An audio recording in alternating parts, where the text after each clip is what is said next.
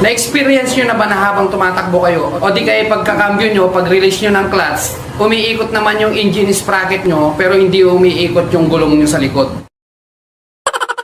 So malaking problema yan. Kung yan ang problema mo, para sa'yo to. Good morning sa inyo mga kabiker at purihin ng Panginoon sa mga ilang araw na hindi natin pagkikita. Kasi yung Friday, dyan ako naglalas na upload. Pag Friday na, pagdating na ng Saturday, marami na akong ginagawa hanggang Sunday.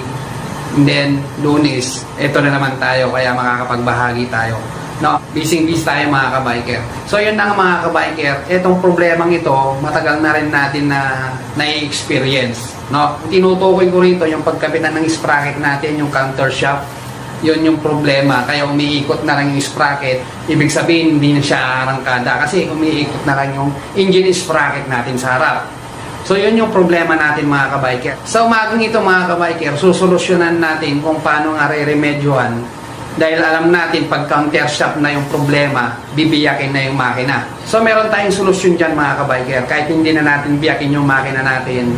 At sa simpleng solusyon na gagawin natin, hindi na mapapalaki yung gastos nyo. So wag na natin patagalin, kailangan nyo nang malaman to. So yun mga kabiker, no? So nandito na naman tayo dito sa ating pang-vlog na makina. Honda CG125 Platino o tinatawag nilang contact point, no? So dito ko i-explain sa inyo kung ano yung solution na pwedeng gawin natin para hindi tayo magastusan, no? Actually, kung counter shaft nga ang problema mo sa loob ng makina yon kasi gearbox yun. Ayun yung kinakabitan ng sprocket. So ito yun, yan. So kung mapapansin nyo ito, kung ganito yung nasira sa inyo at nabungi-bungi na yung ngipin nakabitan ng sprocket, no? Ayan, katulad nito, dito to.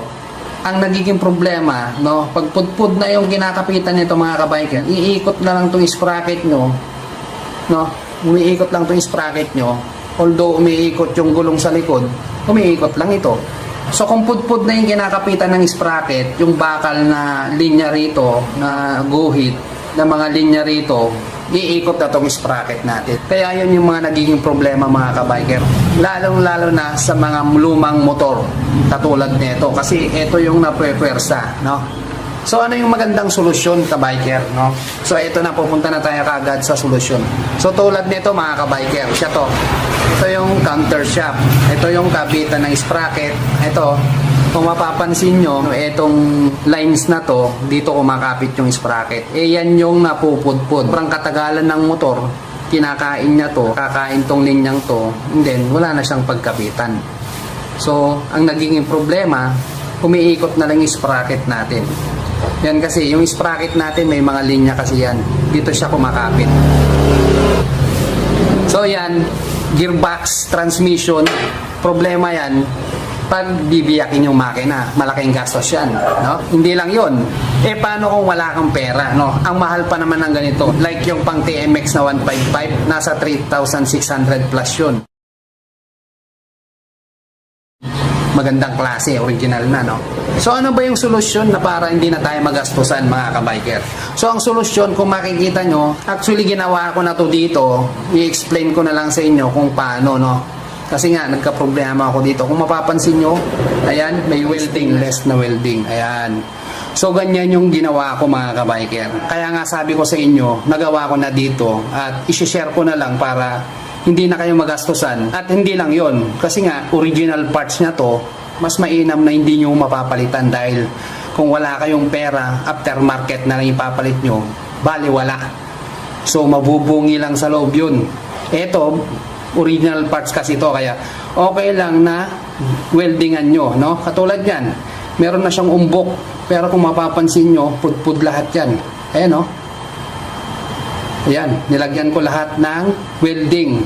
So ang masasuggest ko sa inyo mga kabiker, yung welding rod na stainless yung gagamitin nyo. So weldingan nyo lang dito. Kung hindi nyo maipasok tong sprocket, halimbawa pag ginaganon nyo, hindi mapasok, pwede nyo siyang kikili, no? Pero po sa isang spot lang yan, basak diretso, okay yan. Susubukan nyo. Pwede nyo rin siyang persahin. Pwede nyo siyang ipasok na ganyan habang mainit pa yung welding. Pwede nyo siyang ipasok, diinan para humulma kaagad siya habang mainit pa. Yan. Tapos, ang gagawin nyo, every welding nyo, binubusan nyo ng tubig itong oil seal nya. No? Yan. Habang isang welding, buhos ng tubig, yung mineral bottle na inumin lang, lagyan nyo ng butas. Habang welding nyo, binabasahan nyo tong oil seal. Maraming nagkakaproblema ng ganito. Ang alam nila, papalitan na agad, magpapabiyak na sila ng makina at papapalitan nila, no? So ganun lang kasimple mga kabiker. Simpleng-simple lang, no? Ipinakita ko lang sa inyo kung ano yung gagawin niyan. Stainless, yung mapayat na welding rod, hindi yung malaki, kasi pag payat, maganda pa yung pagkaka-spot niya, kasi pag malaki, aakupahan niya yan, hindi na magkakasya yung butas ng sprocket natin. Yan, katulad yan, may mga kanal-kanal yan na dapat papasok dito. Yan kasi pasok na, oh. Lumampas na yung mga welding niya na stainless. So, kumakapit na yan. Yan. And then, hindi lang yan ang i-share ko mga kabiker. Total, nandito na rin lang tayo. Katulad na itong, yung kabitan ng cambio. Yan, winelding ko na rin yan, oh. Makikita nyo. Yan. Ito, kung wala pa rin kayong pambili, pwede rin yung welding. Kabitan nyo ng axle brake rod. Ayan, ganito. Meron akong video nyan na remedyo sa sirang cambio. Yun yung title nya. Yan, dalawa yan, no? Isang ganito, para hindi na kayo magastosan. Although, madali lang magpalit ng ganito, bubuksan nyo lang sa kabila, pwede nyong hilain. Pero hindi nyo alam, ganito na lang, kabitan nyo. Kita nyo yan dun sa brake natin sa likod. Dun sa takip ng hub natin, yung kinakabitan ng mahaba na brake rod na iniipit nung arm brake, no? So yan, ganun lang mga kabiker, para hindi kayo magastosan, ganito na lang gawin nyo. Total, okay yan mga kabiker, kasi makapit din yung sprocket nya. Hindi naman agad-agad matatanggal yan pag magaling kang mag-welding, no?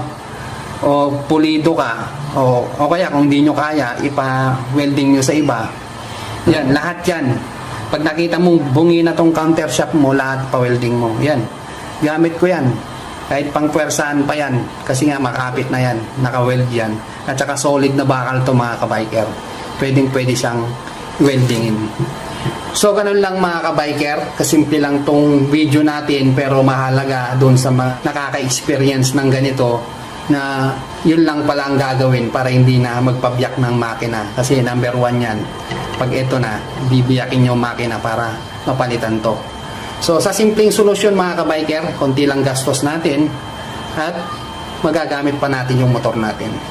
So yun lang mga kabiker, I hope na meron kayong natutunan o solve na problema dito sa simpleng solusyon na ginawa natin. So shoutout na tayo mga kabiker. Yan mga kabiker, shoutout na tayo. Mamadaliin na natin, medyo kumukulimlim na naman, baka uulan na naman. So shoutout na tayo. Shoutout kay Gabriel Cule. Yan. Shoutout din kay Mark Oliver Alejano. Shoutout din kay J.R. Romano. Shoutout din kay Paulo J. Diaz. Then shoutout din kay J.M. Angkilia. Shoutout din kay Ray Lobete. And then yung panghuli, shoutout kay Benji Adlawan. So yun lang mga kabiker, kung bago lang kayo sa akin channel, marami po tayong tutorial about motorcycle. Baka mahanap nyo yung problema nyo doon. Check nyo yung channel natin, Chris Custom Cycle. At syempre, huwag nyo na rin kalimutan mag-like, share, and subscribe. And then click nyo na rin yung notification bell para updated kayo sa mga bagong videos. So muli mga kabiker, thank you for watching. God bless.